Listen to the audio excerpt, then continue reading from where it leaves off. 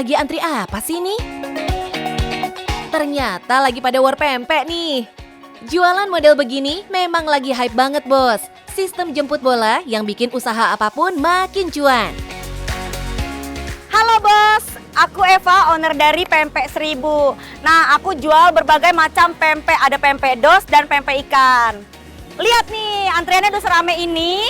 Penasaran? Tetap di Cuan Bos.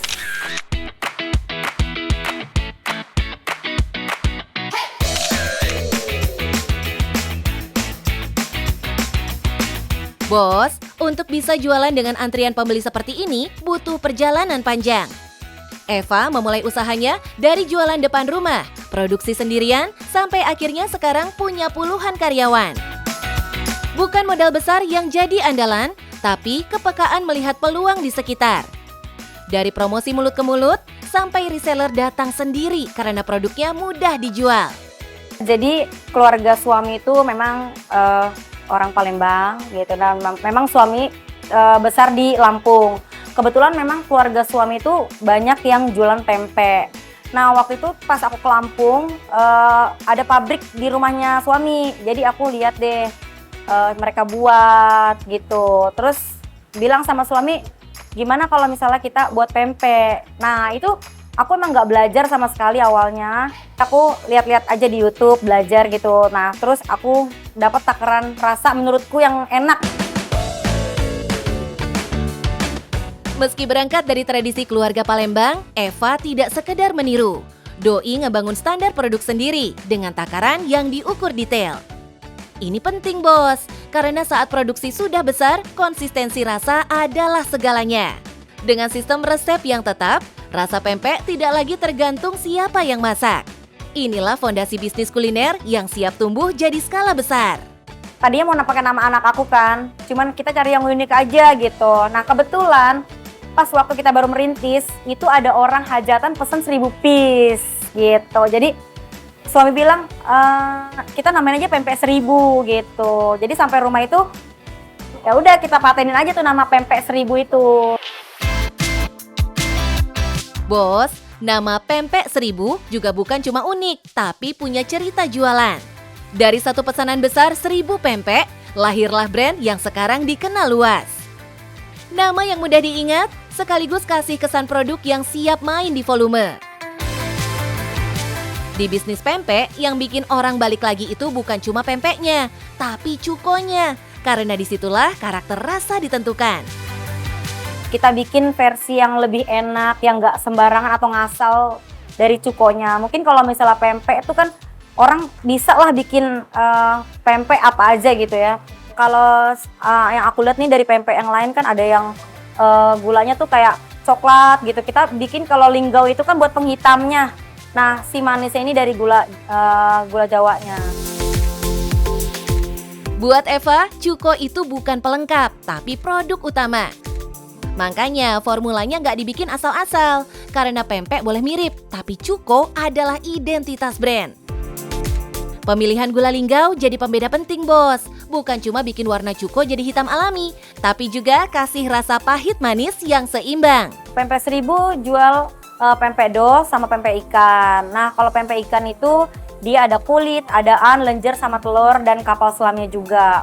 Nah kalau si pempek dosnya ini kita bikin versi yang isian aja, tapi dia tidak menggunakan daging ikan tenggiri, tapi ada isian ebi dan telur. Bos, dari varian produk, Pempek 1000 main cerdas di dua segmentasi.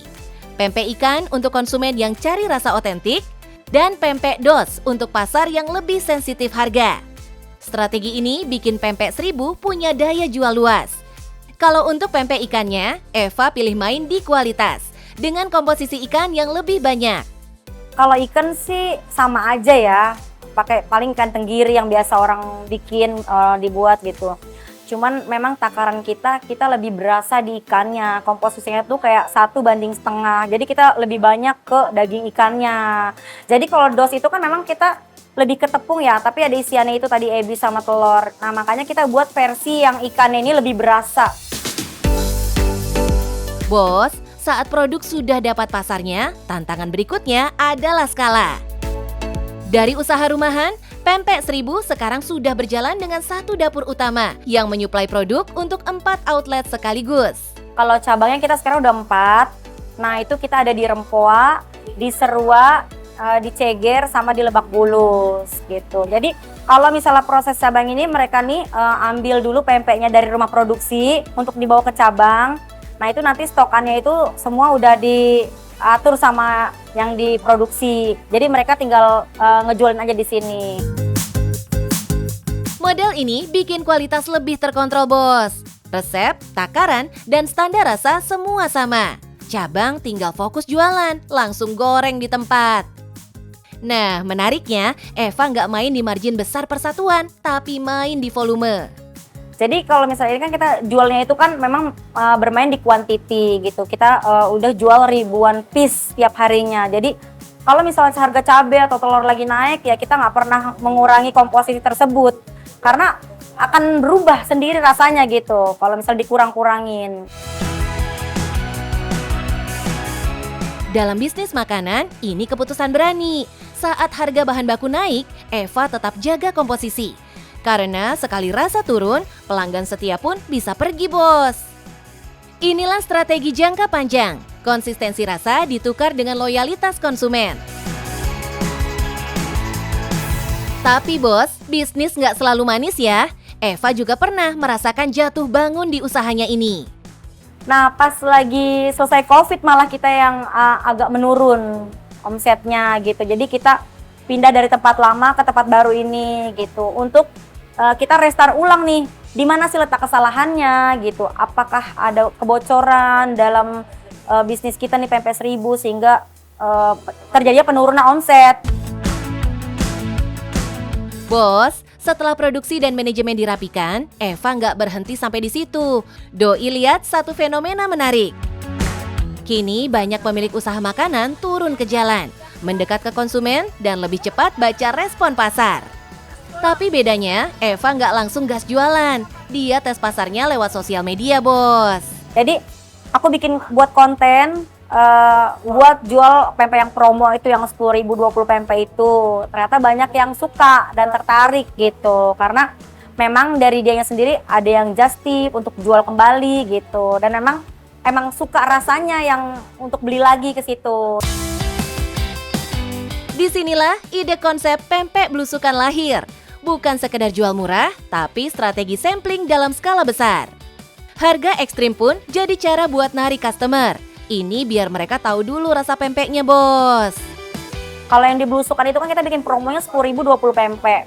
Kenapa kita bikin harga lebih murah supaya masyarakat lebih tahu dulu nih rasa dari Pempek Seribunya seperti apa. Pengenalan dulu rasanya dari Pempek Seribu. Nah, bos, secara bisnis ini strategi yang jelas. Belusukan buat tarik konsumen baru, sedangkan outlet buat bisnis jangka panjang. Yang paling menarik, struktur harga dibedakan, tapi nggak matiin salah satunya, bos. Kalau di belusukan sendiri, kita setiap belusukan itu bawa 2.000 paket. Paling dikit 2.000 paket. Nah, itu habis dalam 1-2 jam.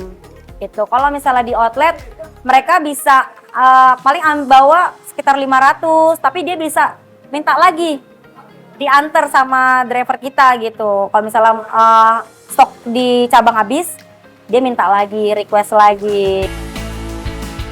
Bos, 2.000 paket pempek habis dalam 1-2 jam. Bikin omset harian belusukan minimal tembus 20 juta rupiah. Hanya dengan modal meja, lapak, dan mobil loh, bos.